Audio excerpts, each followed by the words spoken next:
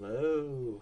If you haven't seen already, which you guys probably already have, the 3.0 update is live, and we're going to talk about all the new things you want to do immediately upon the 3.0 release. Right away, we're going to talk about the Battle Pass, and the Battle Pass has a few new updates. Most notably, we can just talk about the Light Cone first, where the Light Cones is going to be your only DPS Remembrance Light Cone right now, and it's your only other option that is like half decent on a Glea. The problem with this though is because like if you don't want to pull a Glaze Light Cone, you're going to have to get this to have a decent DPS Light Cone. But I will say this with an air of caution.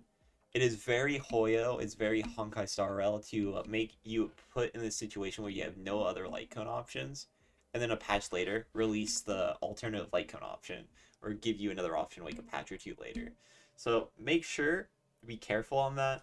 It is good to pull on that Light Cone banner anyways, because it does have the Light Cone dance, dance, dance. So personally, if I was an Agleo player, I would pull on it, because either you get Agleo's Light Cone, or you get Dance, Dance, Dance. Dance, Dance, Dance is the best Light Cone of the game.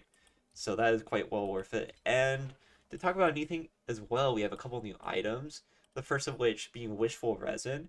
And basically with Wishful Resin, if you have one, you get one guaranteed substat. If you have four, you get two guaranteed substats. So now you can guarantee getting a double crit piece on a relic. And we also have a reroll dice, which there's so few of them because all this does is reassign your substats. They can still be really bad. They can be really bad. But there's another thing worth talking about here as well. Not this do we have these items, they're craftable.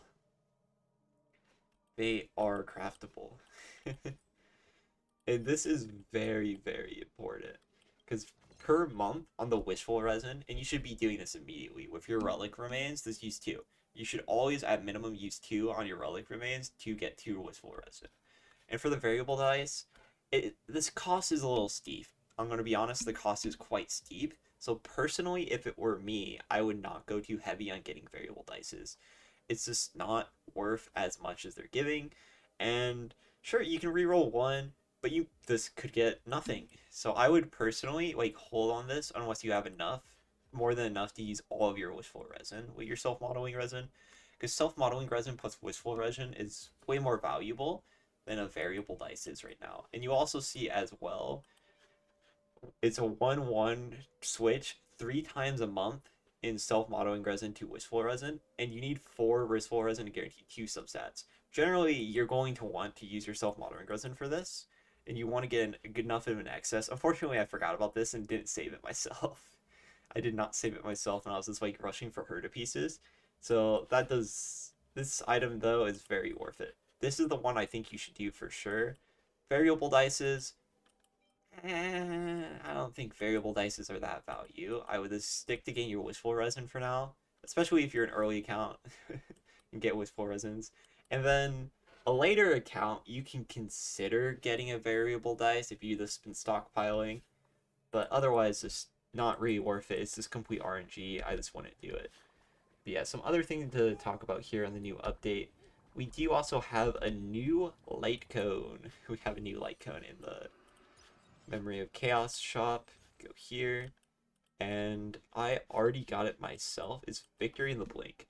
It increases the warrior's crit damage by 12. When the warrior's member strike using an ability on now a target, increases damage by 8%. That's S1.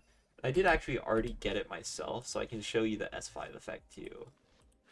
I would say this light cone is one that you should probably just get immediately. For Remembrance Trailblazer is the perfect free-to-play option for them. You see 24% to 16 now.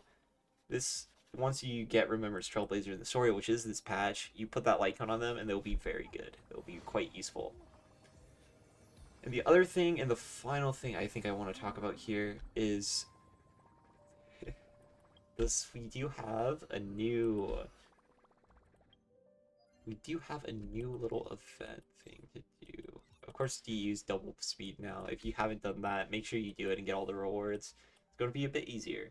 But outside of that, we have a new relic remain, new relic set, and Hero of the Triumphant Song is this for Aglaya right now, but it is an attack percent 2-piece, so it still has some value on some other characters like Robin, for example.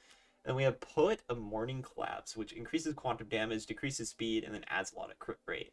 for now, like, you can say, oh, it's probably Qingshui, Jade, there's not many characters for it.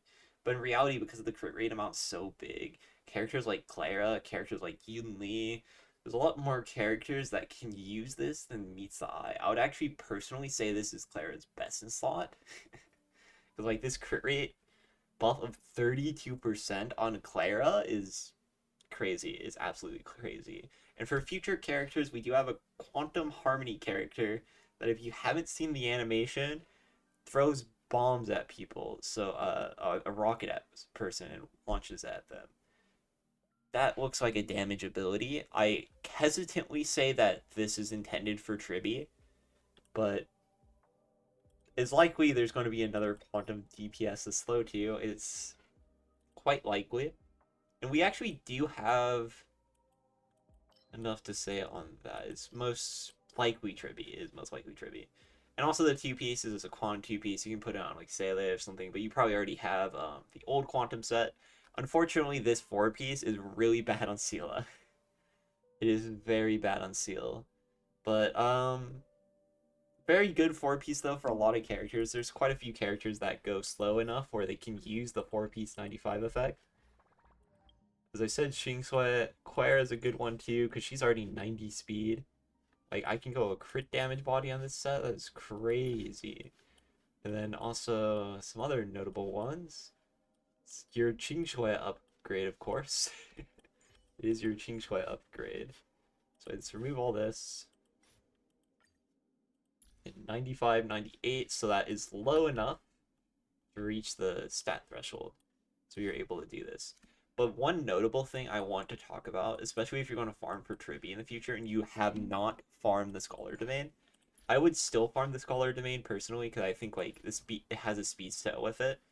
But if you don't get this speed substat or this speed substat, and you avoid, speed trace, and then if you don't get any speed substats, you can actually run on the Herta. You can run the new set as well, because Herta's base speed is low enough where it reaches 12%, and you're able to reach the 95 threshold for 32% crit rate, in which all the damage buffs in Scholar are nice, but 32% crit rate, 64% crit value is making it quite comparable to the value of a 4P Scholar. Personally, I would still go Scholar and this activate the speed traces, but that is something important to consider if you're wanting to farm this like Aglaya, and you want to farm for the Herta, your Triby, or future summon units as well, probably will use Hero. So those two things together make it quite worth it.